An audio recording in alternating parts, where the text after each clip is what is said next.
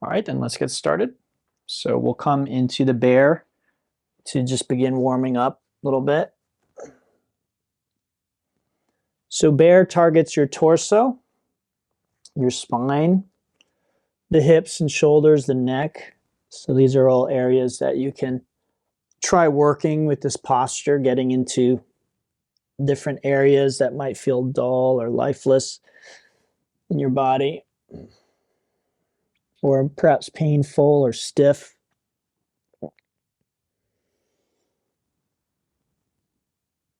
Okay, when you're done with that, you can tuck the toes and then come into your down dog. And this is going to be more about feet and toes and ankles and those areas. So you can work the kinks out there.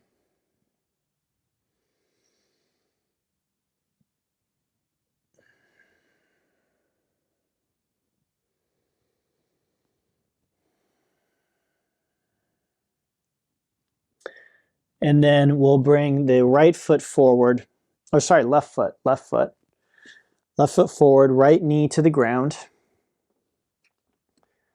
And we come onto the hands. Okay, so this is called just a plain dragon. Now, one option you have here in your dragon is to have your heel off the ground by bringing your foot, I don't know if you can see here, but my foot is behind my knee. So as I lunge forward, it pulls my heel off the ground. Now, even though my heel is off the ground, I'm actually pressing the heel down. So that's giving me a stretch in what's called the Achilles tendon here. It's an option. Don't feel like you have to do that. But if you're looking for a stretch in this posture, that's most likely where you're going to feel it.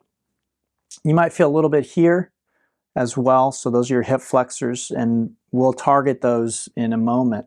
Okay, but right now we're just kind of warming up, getting used to this shape. Like I said, the dragons are rather aggressive, rather young, and they can be challenging for people. Okay. All right, now we come into what's called the dragon flying low. So we drop down inside of that foot, come very low. You might want to reposition that foot. So if you were stretching that Achilles, you might want to bring the foot further forward. So now the foot is under the knee. I don't know if you can see that, but my foot is no longer behind the knee. Now it's in front. And now I feel a stretch in my groin. You might feel it somewhere else, but it's going to be in that front leg, in the front thigh. Generally, this posture is going to target that front thigh. Okay. So we'll be here for 1 minute. Each of these are about 1 minute. Okay. We're switching every minute or so, changing something up. Okay. From here, the next option is to drop this knee to the left. So left knee to the left. That's called the dragon wing. I'm going to turn so hopefully you can see me a little better. But so it's like that. A little bit like the sleeping swan or pigeon. Okay, but not exactly because the foot is further out. So there's a greater abduction angle here. All right. You don't have to do that. You could stay with the last variation. It really is up to you. For me, that's getting into my glutes now a little bit, which feels good. So you're welcome to explore that variation. That feels good. Again, we want the torso down, hips forward, pretty much as much as we can do safely.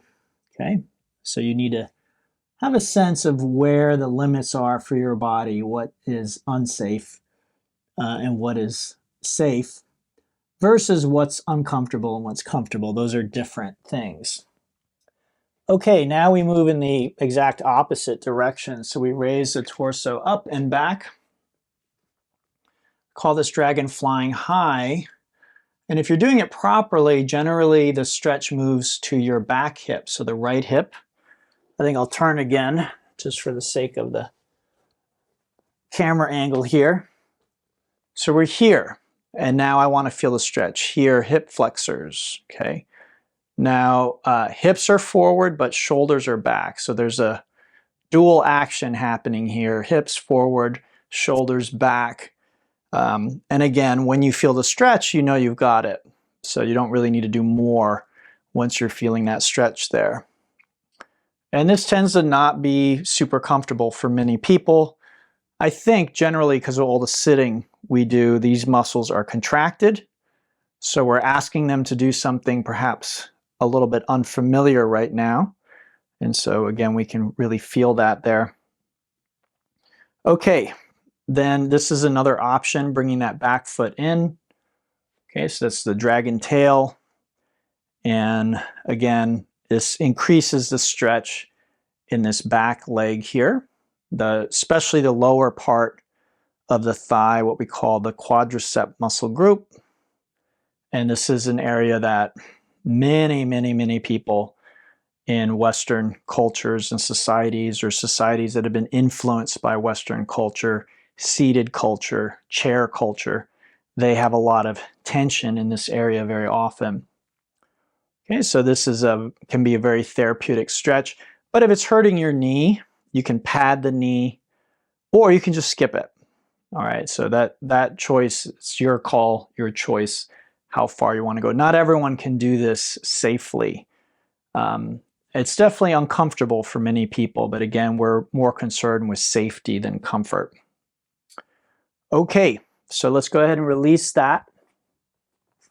And we can come back through our down dog for a moment.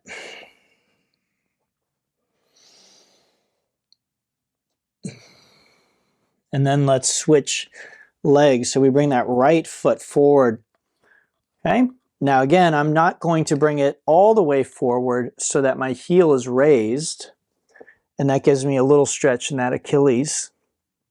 And I can emphasize a stretch by actually putting the weight of my torso on the thigh. So I can kind of come down a little lower and really get into that Achilles tendon there. So that creates, again, a little stretch here.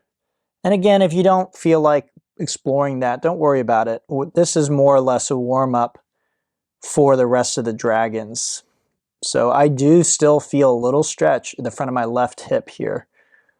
Okay, so even though it's not a particularly aggressive hip flexor stretch, the position that I'm in, I'm still feeling that stretch. And that's a good example of just how tight those muscles can become after hours and hours and hours and hours of sitting every single day.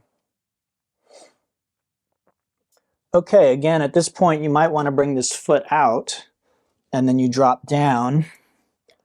And now we're looking for the stretch. In here, I feel it in my groin, but you might feel it in the outside of the hip. You might feel the hamstring stretching.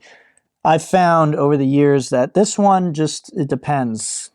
It depends on your body type, on where you're holding tension, what other kinds of activities you're doing, what other types of yoga you might be doing. All of those will affect what you're feeling in this. So this is the dragon flying low. This is called dragon flying low, okay?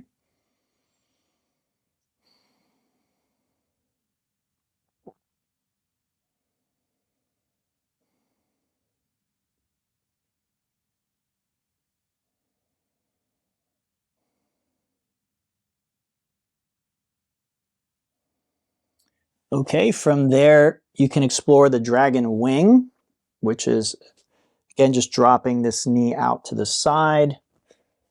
That gives us some external rotation and abduction of the femur. Those are technical terms, so don't worry if you don't understand them. I'm just explaining for those who know, and also so that I can remember.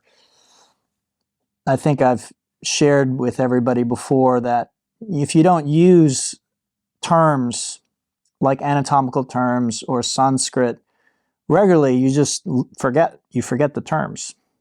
So I use those terms because they're important for me to know, not necessarily important for you to know. But having said that, it's not a bad idea for you to learn your anatomy, especially. That can be extremely valuable in terms of your health and your yoga practice long term. Okay, now we move in the opposite direction. We're going to raise the torso up and back pretty much as possible. and we want to feel it now in the back, the front of the back, or no, sorry, the front of your left hip. So the leg that's moving backward there. Okay, and again, those are hip flexors. They attach to your spine, they attach to your thigh. They are in the front of the body and the back of the body. And they're in the front of the lower half, so the leg, and then they're in the back in the upper half. So that's why we need to move the torso in relationship to the thigh in order to maximize this stretch here. And this is, again, dragon flying high.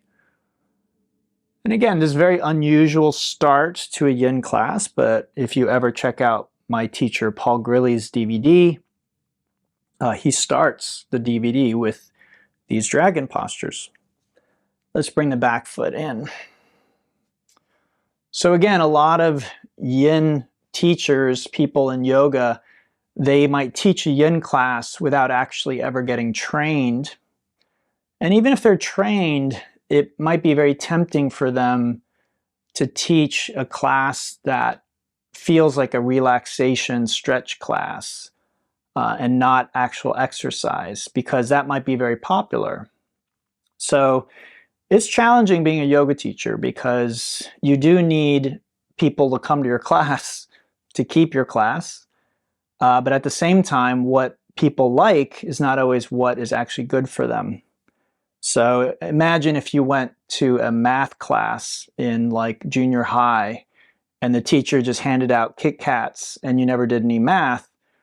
You might really like that class, you might look forward to it, you might enjoy it, but you're not actually learning math. And unfortunately, that can happen in yoga where people are, they're teaching something that looks like yoga, they're teaching stretching perhaps, or different exercises, but the things that are maybe the harder aspects of yoga, the less popular aspects that might actually be more important for your overall health long term, they leave that stuff out because it may not be very popular. It may be difficult to explain to people. All right, let's come on out of that. So in my own teaching, I make it a point to try and really teach what I learned, especially the aspects that might be really good for you, but don't necessarily feel good in the short term. Those are the areas where I really try and educate so that people understand, well, why are we doing this thing that I don't like to do? Why are we doing this thing that's uncomfortable? Okay, you can rest in a child pose for a few moments. You could also rest on your belly. Child pose is meant to be relaxing here, but not everyone feels comfortable with the legs in that position. So feel free to just lay on your belly instead. Due to the nature of the sequence, I'm not going to really require you to rebound before you do the counter stretches.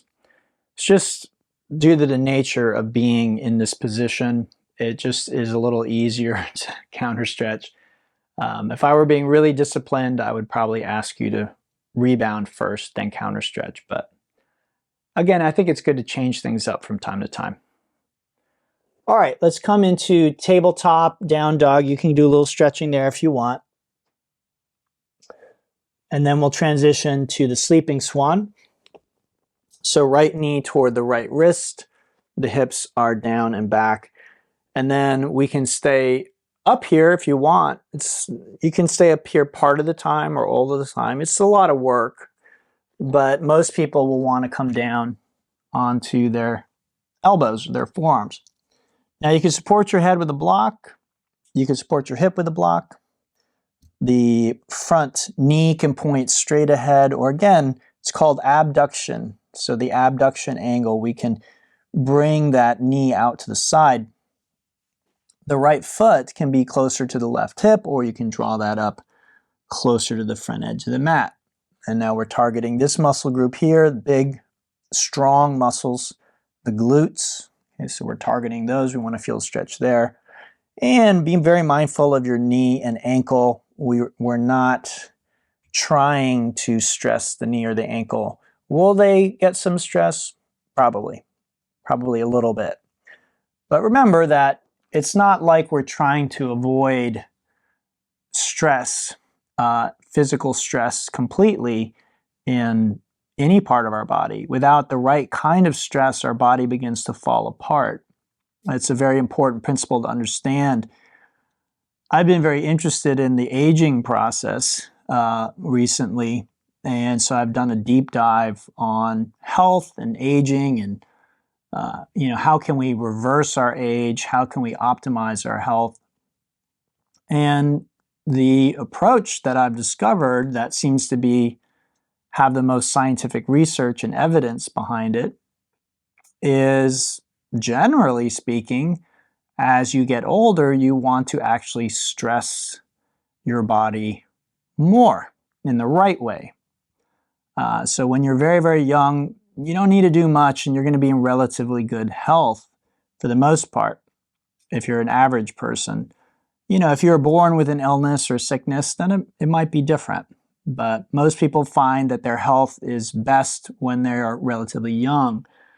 And then as they get a little older, it may be they get an injury, or maybe it just doesn't feel as easy to work out or to do certain things. They don't feel like they have as much energy. And so they very often begin telling themselves, oh, well, I'm getting older. I need to slow down. I need to do a little less. I don't think I can run as far as I used to. Now, some things that you were doing when you're young maybe ultimately weren't really even good for your health long term. So there are exercises that are very popular that are debatable whether or not the side effects long term outweigh the benefits.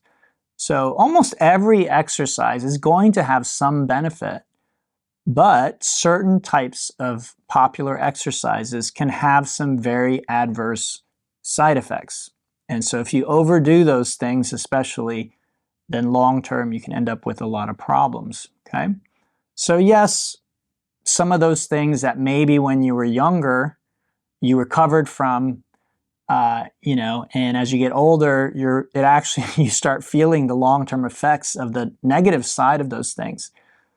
So those things you should probably let go of. But there are certain things that, again, more and more evidence is coming out showing us that you might actually want to go in the opposite direction if you want to really slow the aging process and maximize your health span. So health span is different than lifespan, right? Lifespan is just how many years do I live? Maybe I live 20 years in perfect health, and then I live the next 60 years hooked up to a machine in a hospital, right? So I might have a long 80-year lifespan, but the healthy years of my life were 20, right? And then I was hooked up to a machine to survive or to be able to live for the next 60 years. I don't really want that. I don't know about you, but I don't want to live to 120 hooked up to a respirator in a hospital. It just doesn't sound very fun to me. All the things I enjoy doing, I'm not going to be able to enjoy doing those things. And so I was made aware of this mostly by a good friend of mine and someone I dated years ago, and she was a surgeon. And so she told me this end of life thing is something that is not on a lot of people's radar. Let's switch sides.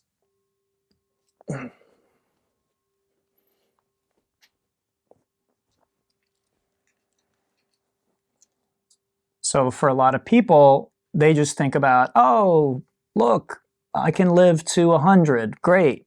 But they don't think of the quality of their life. Would you want to live to 100, again, stuck in a bed every day? There are people who, I know personally of somebody who later in life, this person's father was not able to eat anything. So everything he ate was intravenous. It was just basically pumped into his blood. All the nutrition was just pumped directly in.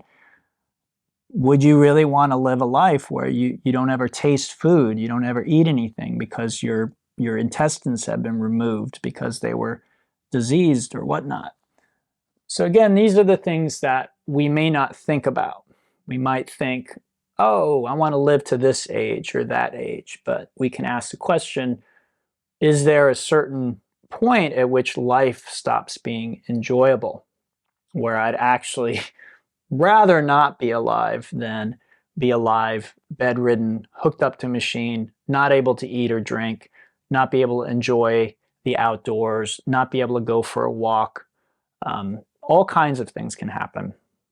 So I'm not telling any of this to you to depress you or make you feel negative or bad, but just to bring that into awareness.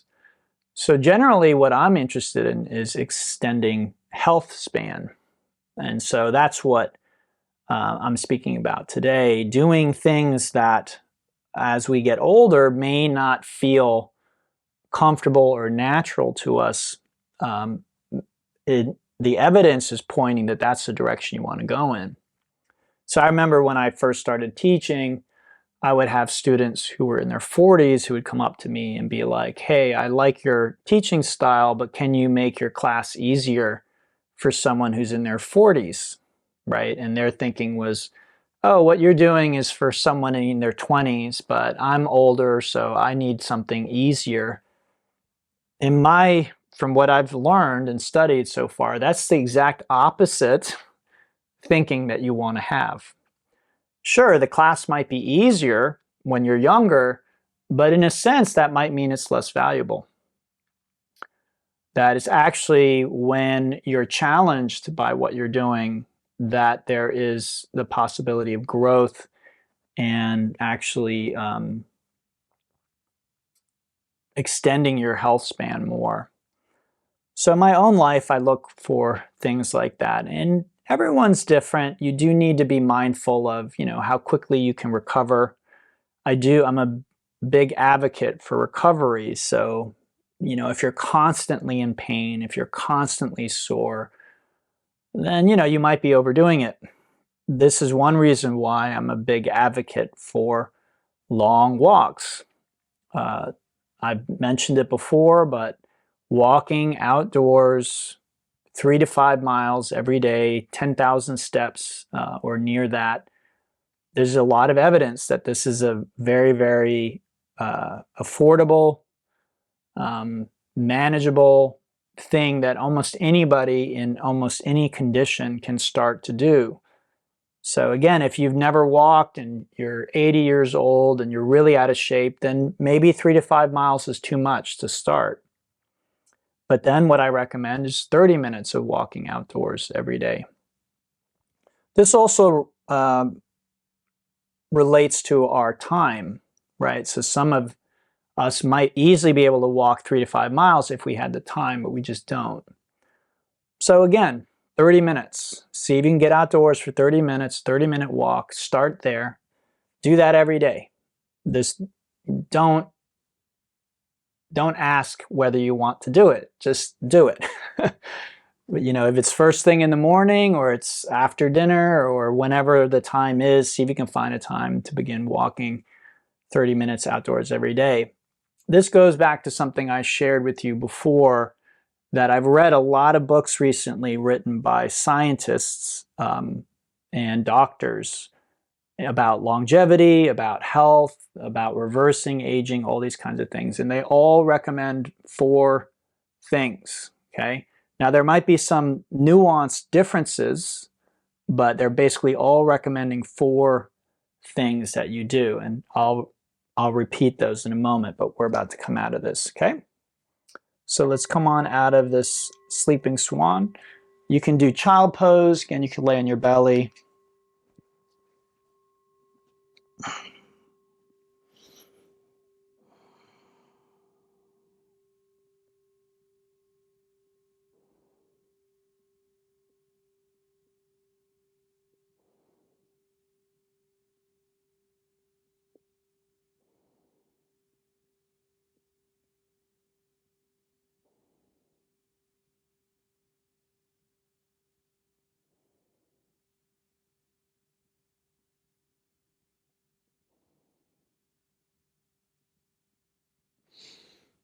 Okay, so you can do a little bear pose. You can do a little bit of the down dog if you feel you need it, a little counter stretching.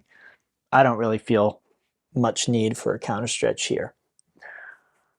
All right, so you may want to face the long side of your mat, hips directly over the knees, and then take your knees as wide as they will go. And we call this a frog, okay? And we want to feel the stretch in the inside of the thighs. Now you can stay up on your hands, you can drop down to your elbows, you can support your head with a block. Feet can be together or apart. They can flex or point. You can rock your hips back toward your heels. That's an option. Okay, and again, how do you decide what to do? It's based on what you feel. Not necessarily what's the most comfortable, but what is the safest and most effective. Okay, and comfort is a consideration, because if you're too uncomfortable, you're going to come out of the pose. So we want to be comfortable enough to hold for the 5 minutes, okay? All right, so the 4 things I've shared in the past, and if there's one thing I've learned teaching, is that repetition is really important. So, we might want to believe we can hear something once and then that's it. And some of you might remember, but some of you, even though you might have heard me say this, it might seem like it's the first time you're hearing it. And that's just the nature of human learning. So we tend to need to hear things over and over and over again for them to really sink in. So the first relates with walking, which is exercise. Now, is walking enough exercise for you to stay healthy? Probably not in optimal health, but it's a good start. So again, start with 30 minutes of walking, and then if you do other types of exercise, awesome. If you don't feel like you can do other types of exercise, see if you can work your way up to 3 to 5 miles. You can do longer, and it's an average, right? So you might do 30 minutes during the week, and then on the weekend you might go for a long 8-mile hike and add up, some steps and miles, so that on average you're getting 3 to 5 miles. 3 to 5 miles is kind of your sweet zone, your target zone. That's what the current evidence shows that our ancestors would have done to survive. So they would have been hunting and gathering, and in the process of hunting and gathering, they would have walked about 3 to 5 miles on average per day. So first one is exercise, walking, yoga, resistance training. Those are really, really good. Maybe better than things like running or certain kind of competitive sports, because running is usually competitive. There's very often some kind of competitive component. The trouble with that is we tend to push ourselves beyond what actually would be healthy for us in service of, oh, I want to better my time. Oh, I want to run further. Oh, I want to do more. So that's the problem with that mindset. It can be really fun to compete, especially if you're good and you're winning, but I've seen a lot of people do damage to their body in that sort of competitive mindset. So if you can compete and you're safe and you're not having problems, then awesome. But I've seen people before like tape up their elbows and wrists and ankles, trying to complete some competition they're involved in, like a marathon or something. Oh, I'm going to tape up my knee so I can keep running. Well, maybe the fact that you have that bum knee is a sign that you should be resting and maybe not continuing with what you're doing. So just be mindful of those things. It's easy to detach our mind from what our body is actually experiencing and say, well, I need to win this race, but really at what cost, okay? So exercise, again, that's going to look different for everybody based on their age, their inclinations, what they are good at, what they are not good at, their physical body type. But in general, walking, weight training, yoga are generally things that almost everybody can do. And when I say weight training, I just mean resistance training. So you could use resistance bands. There is resistance in yoga. So the Monday class has some body weight resistance, but there are also other kinds of resistance that we don't do in yoga because it is just body weight. So for instance, pulling, I recommend a great thing for you to do to add some resistance if you're doing mostly yoga is a pull-up bar, and start to do some hanging and eventually pull-ups, because in yoga we don't have this action of pulling, and we want that. We want to use that, okay? So keep that in mind, that if you're only doing yoga as resistance training, like the Monday type class, like a vinyasa type class, then add some pulling into your routine. Add a pull-up bar and hang on that and start to do some pull-ups. All right, let's transition. We're going to do the dragonfly here.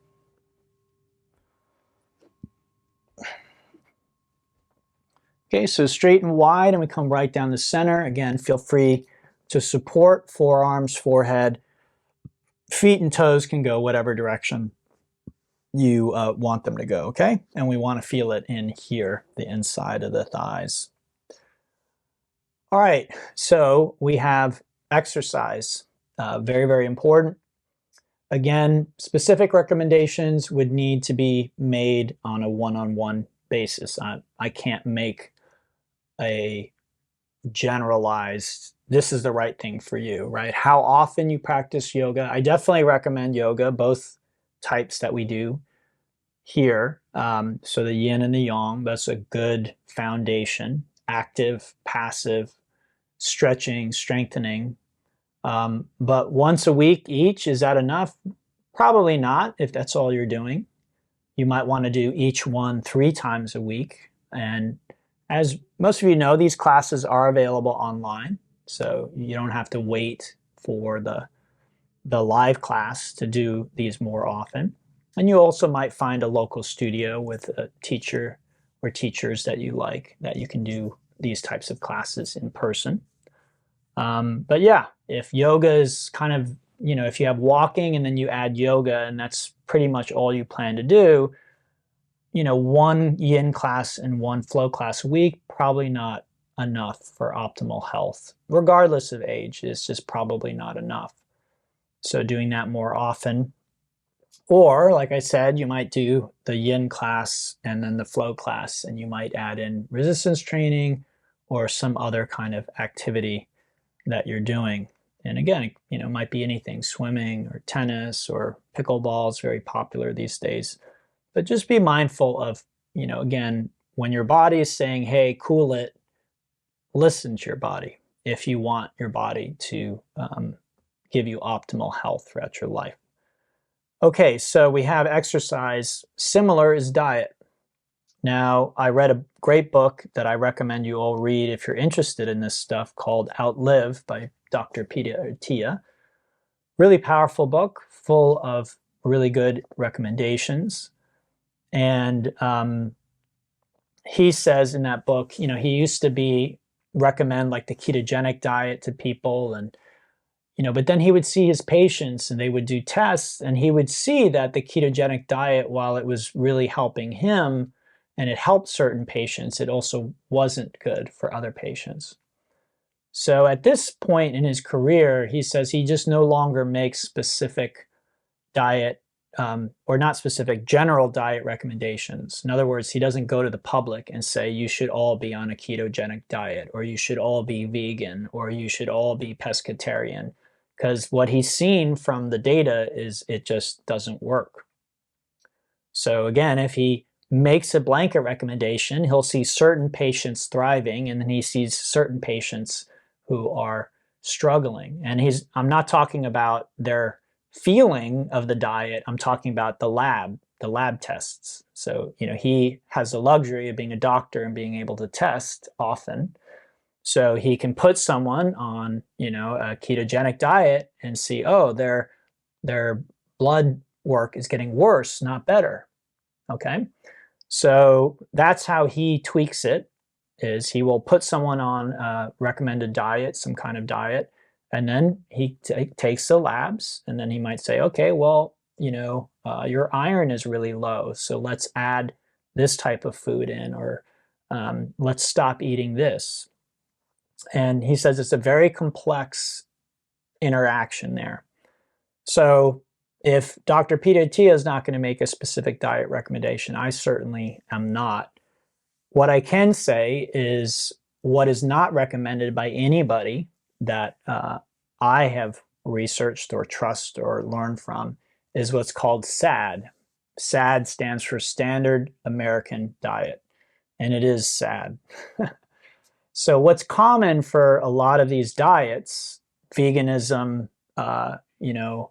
eating whole foods, ketogenic, paleo, carnivore, what's true for almost all of these is you're going to get off of SAD, the Standard American Diet. So very often, it doesn't matter what fad you choose, if you choose that and you get off of the Standard American Diet, you very often will see improvements in your health just because you made that one change. Okay, let's go ahead and come on back. You can rest on your back.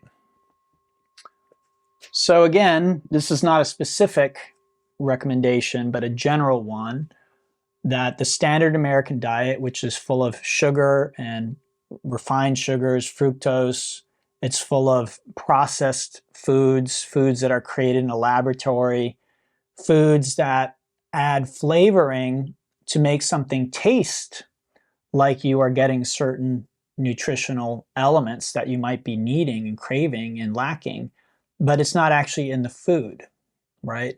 You're tasting a delicious hamburger patty, but actually what you're eating is some kind of soy-based Frankenstein that was made in a lab. But because they put the beef flavor on top of that, your brain is telling you, oh, you're getting all this nutrition that you need from this beef. Maybe you're craving that, but you're not actually getting the nutrition. You're getting something that was manufactured. So this is just the reality that we have to understand, the world that we're living in now. Even health foods. So you need to be really mindful about labels and things like that. You need to start learning to read labels and understanding what's on there. A good rule of thumb is the more ingredients, the worse. And especially ingredients that you can't pronounce and you don't know what they are. A lot of times that means you're in the wrong direction. So getting away from packaged and things that are made in a factory, foods that are made in a factory, processed foods, cereals, all these types of things. Again, if it's not like 3 or 4 or 5 ingredients, you may want to think twice about buying it, eating it. Okay, let's give our legs a little squeeze, and then we're going to come up to seated. And then we come forward over the straight leg. The left leg is in the inside of the thigh. This is the butterfly. Okay, so that is not a specific recommendation about, being paleo or vegan or vegetarian or pescatarian or Whole30 or, again, different people. Mediterranean diet is another one. Different people will thrive on different diets. That's what the science seems to be telling us. There is not one perfect human diet that everyone needs to adhere to. Everyone's got their own issues, their own nutritional needs. These can change throughout our life as well. So you need to kind of keep your eyes open. If you have the money to test, then I recommend doing that. Get some labs done, and then see what might be deficient, what might be lacking, what could be better, what might be too high, and then figure out what sorts of dietary changes and lifestyle changes as well that you can make that might shift that around, and that will give you some idea about maybe what you should and shouldn't be eating. Also, getting a panel of like allergens, things like that. There are some interesting genetic tests that can be run that can make recommendations about what you should and shouldn't be eating. And these are just really valuable things to know. So if you have a lot of self-awareness, you might not need the testing. You might just know, oh, I feel bad when I eat this kind of food. I feel really good when I eat this kind of food. This food upsets my stomach. Oh, I get a rash when I eat this kind of food.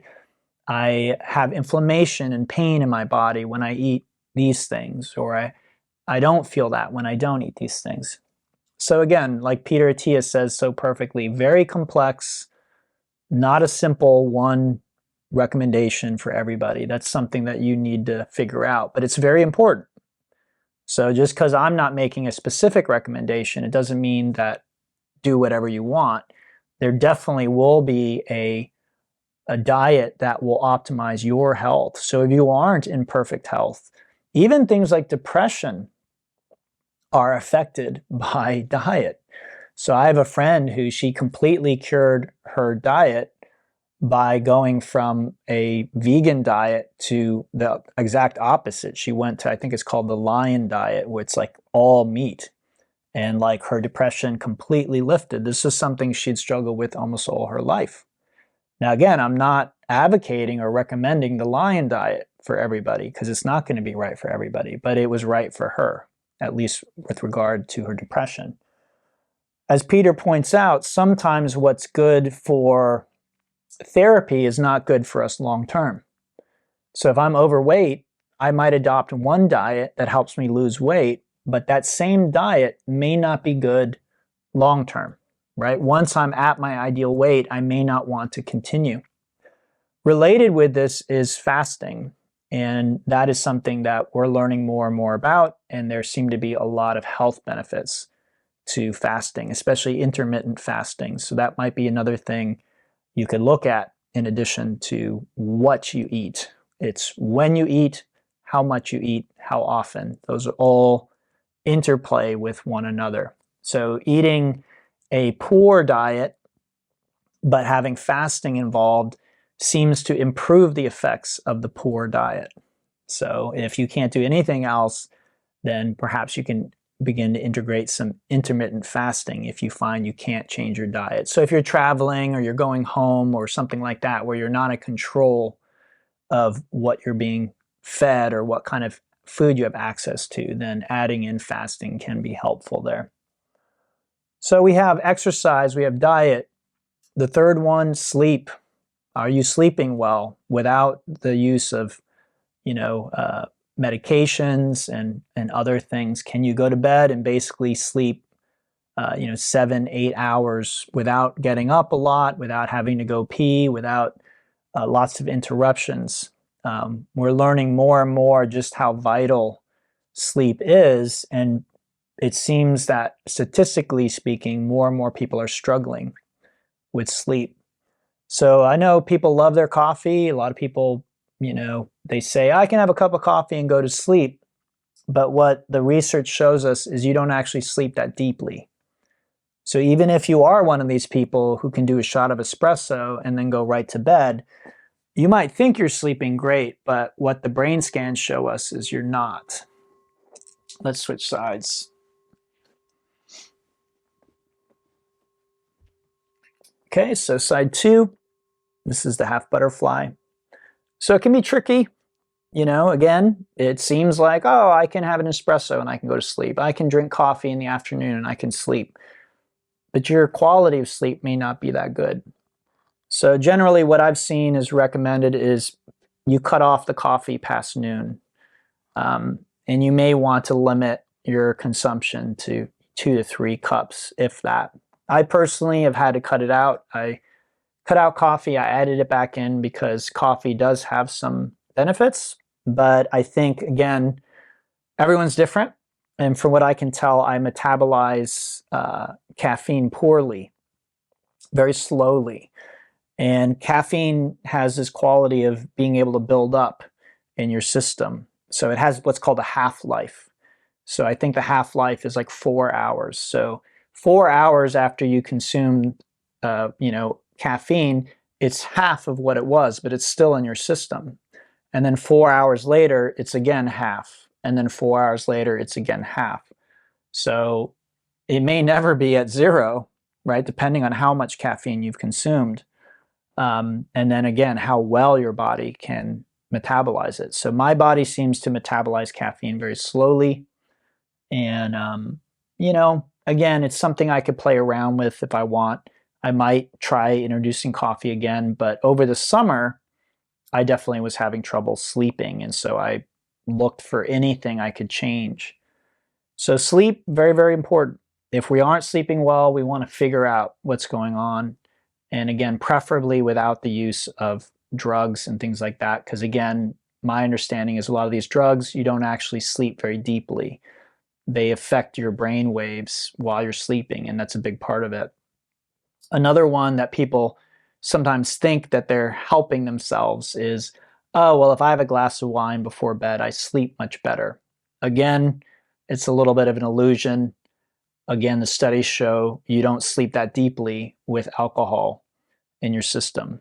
So yes, you might sleep, but your brain doesn't go through. There's a whole cycle that your brain goes through, and it's actually clearing out, and processing memories. So memory function, your alertness, all these things are affected with these waves that we go through when we sleep.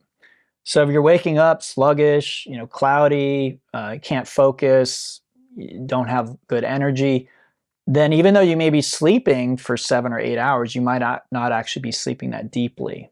So again, exploring, okay, maybe I cut out a cup of coffee. Maybe I cut out coffee altogether. Maybe I cut out caffeine altogether. Again, what works is going to be different for everybody. So sleep is the third one. And then the fourth one, it's approached in different ways in different books, but it's always more or less the same thing, which is mindfulness. And another way of putting it is stress management. So we live in a very stressful environment. The modern world is just stressful. It just is, full stop.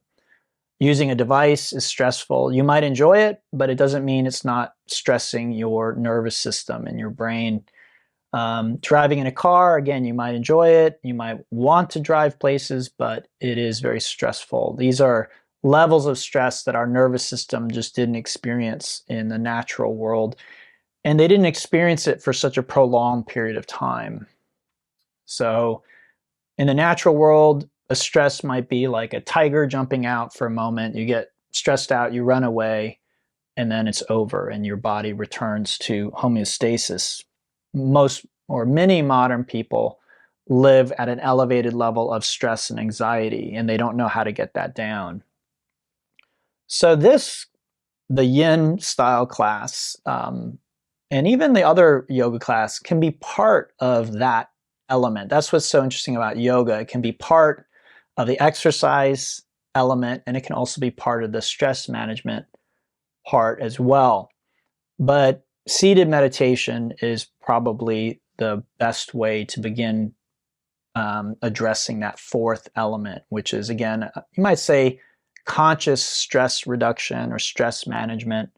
Reading a book, relaxing in a bath, getting a massage, all of these can be helpful as well. But there really does seem to be something very powerful and special about like a seated meditation. All right, let's go ahead and come on out of that.